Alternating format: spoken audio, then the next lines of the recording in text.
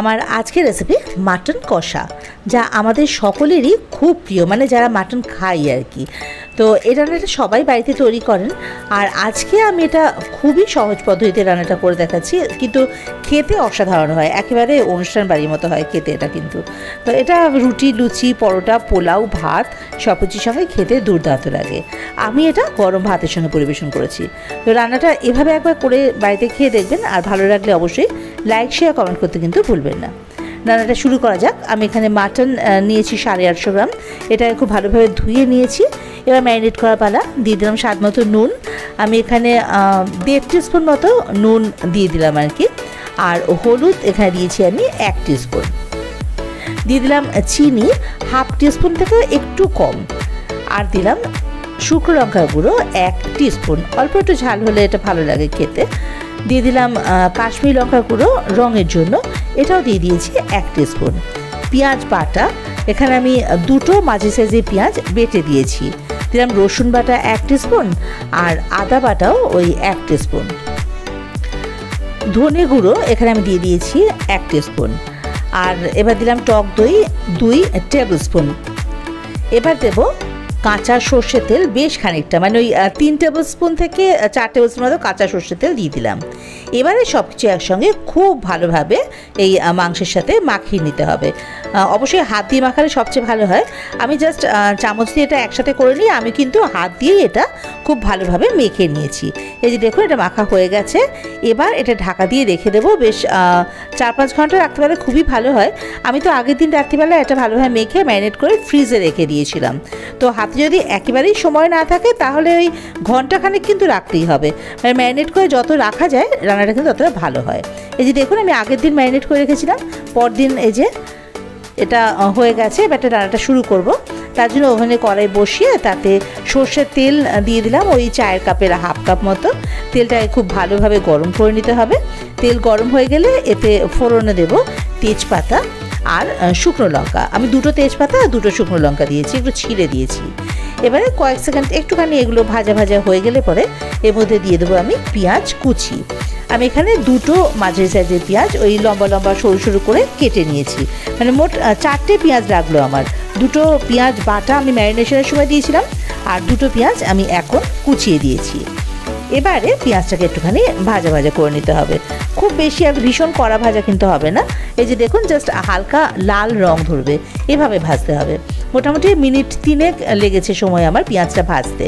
তো হাই ফ্লেমে পেঁয়াজটা ভেজে নিয়েছি।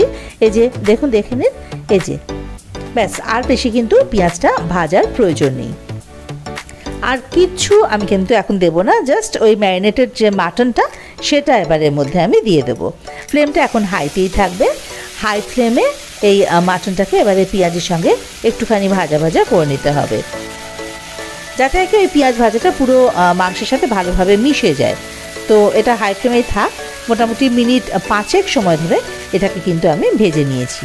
এই যে দেখুন, খুব ভালোভাবে এটা ভাজা ভাজা হয়ে গেছে, মানে পেঁয়াজ ভাজার সঙ্গে পুরো মাটনটা খুব ভালোভাবে মিশে গেছে। এইবারে ফ্লেমটা একেবারে লোতে করে দিয়ে ঢাকা দিয়ে দিয়ে কিন্তু এই মাটনটা কষাতে হবে। এখানেই কিন্তু মাটনের আসল টেস্টটা আসে।